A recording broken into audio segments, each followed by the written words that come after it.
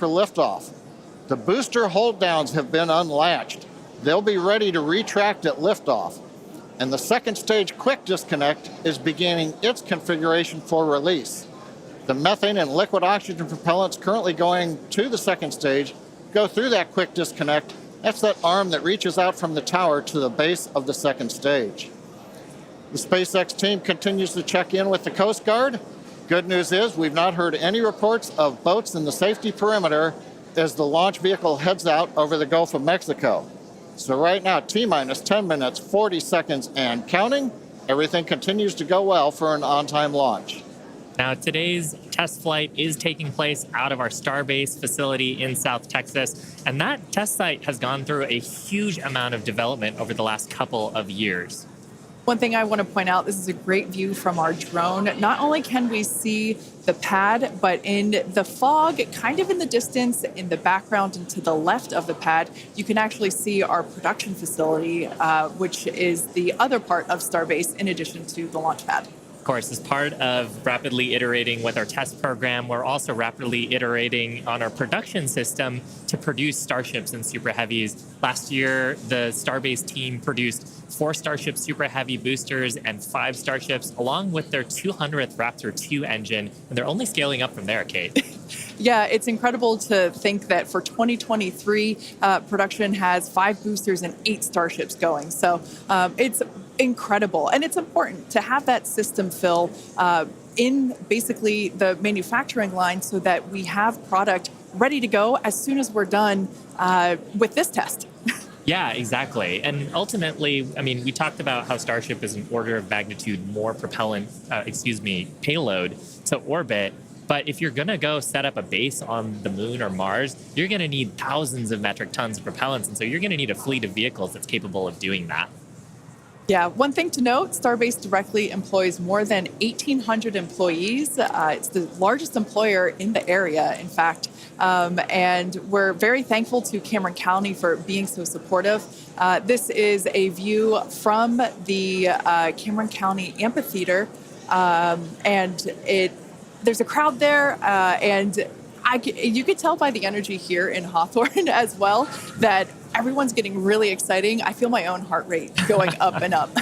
I know. It must be really, really exciting to go see this. And I mean, just the sheer amount of power on Starship, you're going to feel it down there when this thing lifts off from the pad. We've actually got a great shot here of the natural surroundings around the pad. Oddly enough, most of the pads end up being around sort of wild locations like this.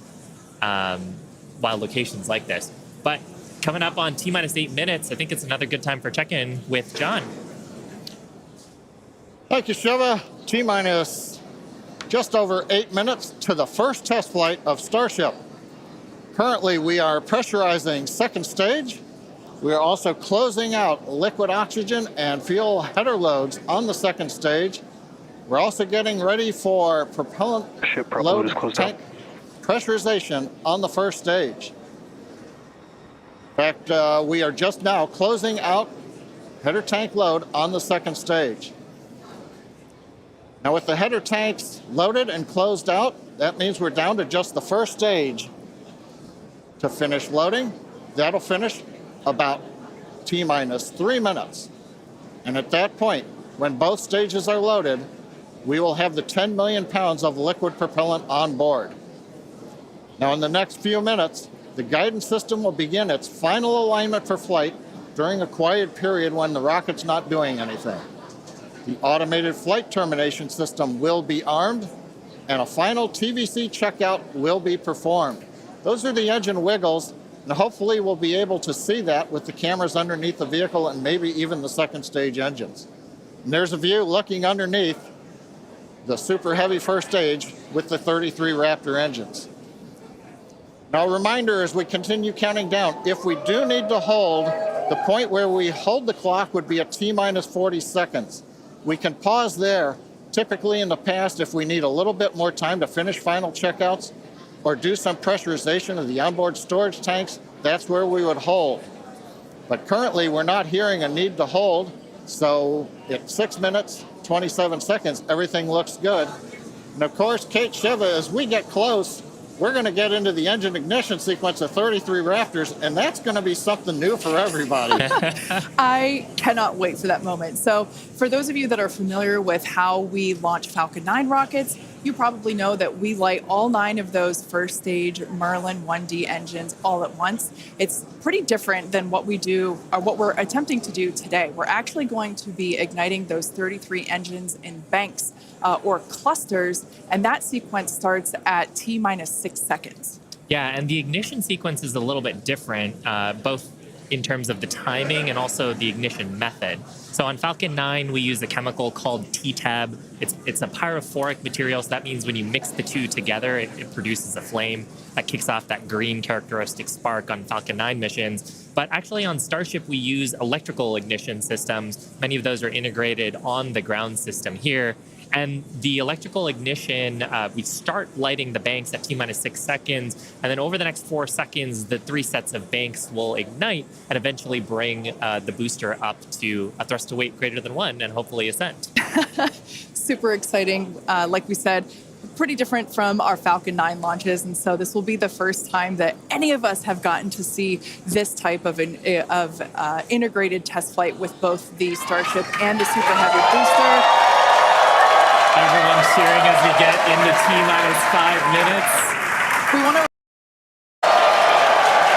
Yeah, it looks fun down there. I kind of want to go join them. For today, success is anything that we learn that helps improve the future builds of Starship. If we lift off and clear the pad, we're calling that a win. A great shot of the pad there. A great shot of the quick disconnect on the second stage.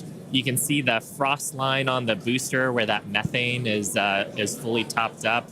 I think we're just coming up on the last few minutes here of propellant fill on the booster.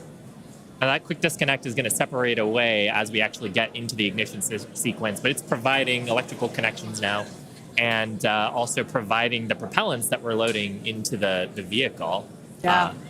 We're just now under 4 minutes until liftoff of the Starship flight test. We've been following along for what honestly seems like days and days now, but really it kind of comes down to years. It has been a long time to get to where we are today. Now, fast forwarding a little bit, we have the opportunity to hold, if necessary, at 40 seconds, and we are able to hold there for about 15 minutes or up to 15 minutes and still be able to lift off. Yeah, that's a little bit different from Falcon for the propellant sequence on Falcon that we don't have the opportunity to hold. So that's a cool new capability on Starship. Yep. Right now, T-minus 3 minutes, 10 seconds and counting. We got some great views from the drone. It's nice that the fog is slowly lifting. We get some of the blue skies, hopefully good views. What we're waiting for right now is closeout of propellant loading on the first stage. That should be wrapping up here shortly. In fact, it looks like fuel fill and drain valves are coming closed. That means first stage is fully loaded, second stage fully loaded, and that 10 million pounds of propellant on board the Starship launch vehicle. I want to take a quick moment to say that the crowd energy here is electric. I feel like it's Falcon Heavy test demo all over again. And hopefully you'll hear us as we get into the plus count. But right now, next activity is coming up. The flight termination system arms at T-minus 2 minutes. Thrust vector control checkouts at T-minus 2 minutes. And then after that, major activity will be the T-minus 40-second gate. There's a view looking up at the 33 Raptor engines. There are 20 engines in a circle on the outside, and as Shiva said earlier, 13 engines on the center. Those are the ones that gimbal and steer the vehicle.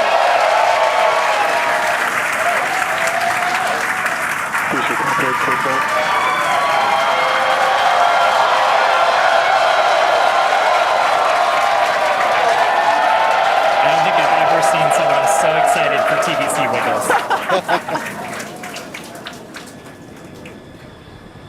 Love this view. These are the 33 Raptor engines at the base of the Super Heavy booster. I think we can see those wiggles now. We're currently inside 90 seconds. Next major activity, T-minus 40 seconds. That is a gate, a decision point We're waiting. Possibility the propulsion team may need a few minutes. Flight termination system is armed for flight. We're getting ready for T-minus 1 minute and counting. No, T-minus 1 minute and counting.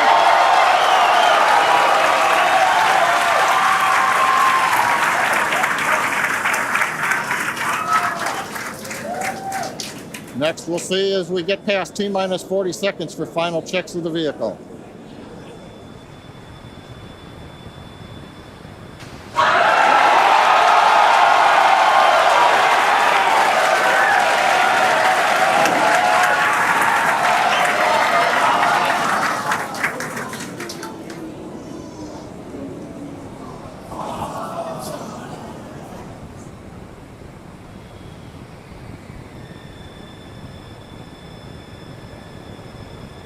Okay, you can see the clock is recycled.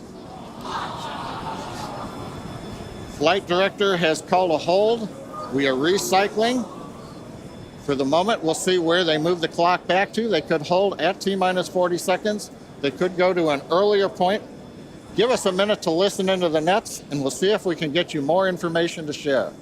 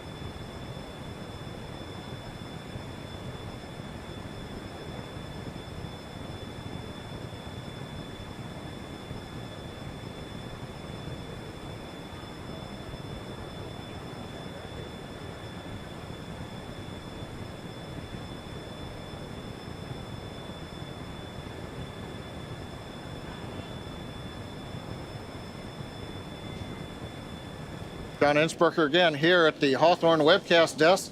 We're holding a T-minus 40 seconds. What we've heard so far is we have a couple of issues we're working.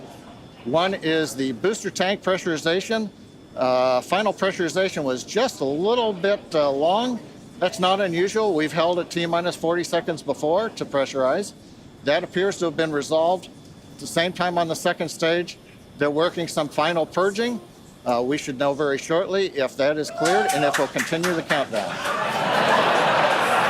Everyone, especially that person, is excited to keep going. Like John said, we should know shortly if we are able to continue. But as we mentioned before, we are able to hold up to 15 minutes and still be able to lift off today. Yeah, on Falcon 9, it's a little bit different. Once we start propellant loading, we pretty much have to go at the targeted time. Otherwise, the propellants can warm up and we may not have the performance for that particular mission profile. It's a little bit different on Starship. Folks, if I can interrupt. Yeah. It looks like they're clearing all the flags, and we're going to release at T-minus 40 seconds. That is amazing news. Amazing. Team working quickly through their issues on first and second stages. And I'm sure all of the rehearsals and simulations that they've been doing have prepared them to evaluate this data quickly to try to get us in for today's launch attempt. For those of you just joining, we have a brief hold at the T-minus 40-second mark. The team is resolving one issue with the bleed purge on the Stage 2 Raptors. Like John just said, the teams are quickly working that, and it looks like the flags are being cleared as we speak. So we should be able to resume the launch countdown any moment now. And it's worth noting on Starship that once we resume the countdown, it restarts from the 40-second period, and then we keep going unless another condition pops up. So stick around, because Starship could be going here real soon. Don't walk away, that's for sure. Amazing views here coming to us from Starbase, Texas. Cheering to call the start again.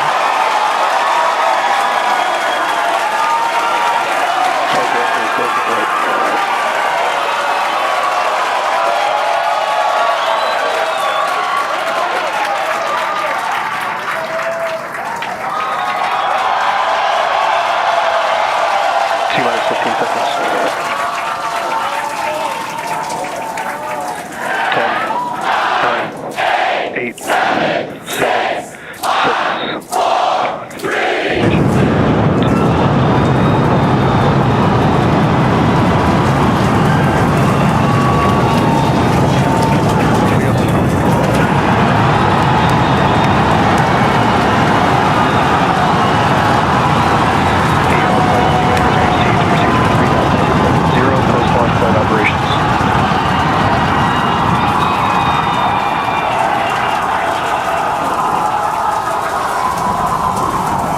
Raptor chamber pressure is nominal.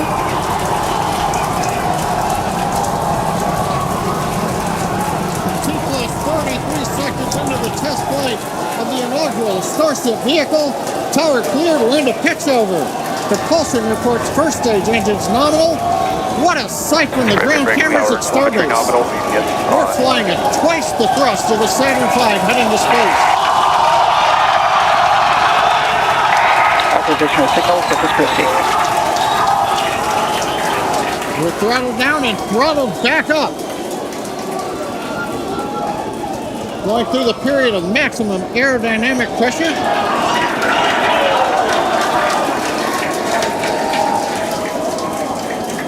As the velocity increases, the density of the atmosphere is decreasing. Max Q. Lessening stress on the vehicle. The call out, max Q now.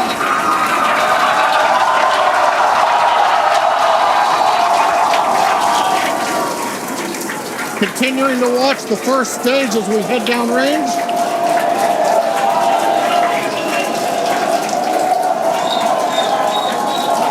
A 100 seconds into flight.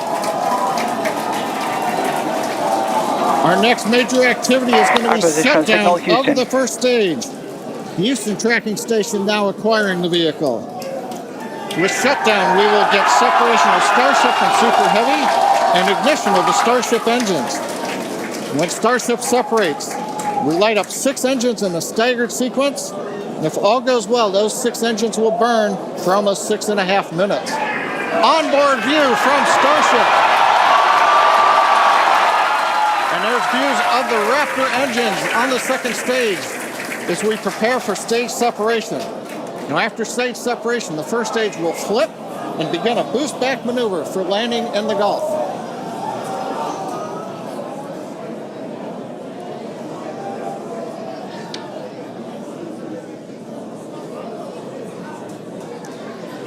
Continuing to fly, 2 minutes 40 seconds. Let's get ready for main engine cutoff.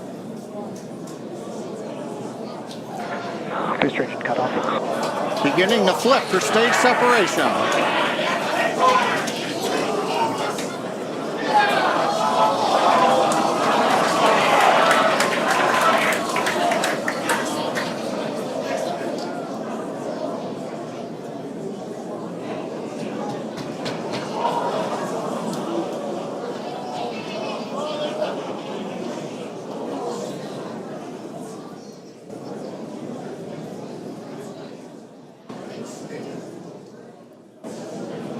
As of right now, we are awaiting stage separation, where Starship should separate from the Super Heavy booster.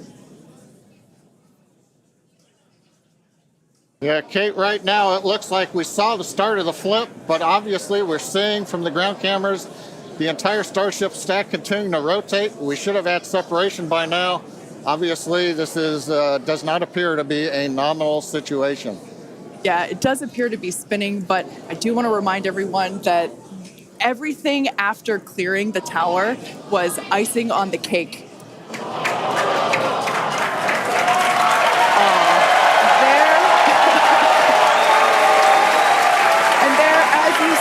As we promised, an exciting end to the Starship inaugural integrated test flight.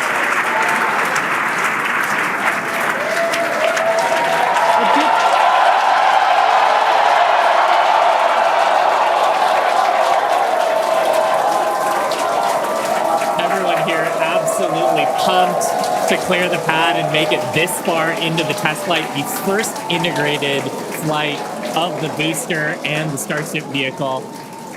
Live view there of our control center at Starbase, which we refer to as Star Command. As we said before, obviously we wanted to make it all the way through, but to get this far, honestly, is amazing. Well, if you're just joining us, Starship just experienced what we call a rapid unscheduled disassembly, or a RUD, during ascent. But now this was a development test. This is the first test flight of Starship, and the goal was to gather the data, and as we said, clear the pad and get ready to go again. So you never know exactly what's going to happen, but as we promised, excitement is guaranteed. And Starship gave us a rather spectacular end to what was truly an incredible test thus far. Now, as we mentioned at the start of today's program, any and all the data that we collected during the test is going to help us with further development of Starship, and it's going to improve the vehicle's reliability as SpaceX seeks to make life multiplanetary. It's really worth noting that the flight path was designed to be over water and all the air and sea space. Along with that flight path and those surrounding areas were cleared in advance of the test. And of course, we're going to be coordinating with local authorities for the recovery operations. But honestly, what an exciting morning. Oh my gosh. We had a successful liftoff from Starbase, Texas at 8:28 a.m. Central Time. We cleared the tower, which honestly was our only hope. We cleared the tower, and all the data that we collected all the way through all those Raptor, those 33, although I think we saw that 3 Raptor engines were out. But we got all that data, and we got so far as to hoping to see the Starship, the second stage, separate from the first stage, the Super Heavy booster. And unfortunately, we didn't make that happen, but that's okay. It was the first integrated launch, and honestly, today was amazing. Absolutely incredible day. We made it through a number of those initial test objectives with getting booster ascent, getting all the way through the countdown, working some issues at the end. Like, Totally really fantastic day. Got through the gate at T-minus 40 seconds on the second try. Everything released, the hold downs, the quick disconnect arms, everything moves out of the way. And then we got the vehicle off of the pad, through max Q, all the way up to stage separation, even starting into the prep for stage sep. And then, as we say, a lot of excitement. Yep. Honestly, my face has had a smile on it since liftoff, and now my face hurts. Now, since we don't have any insights on the cause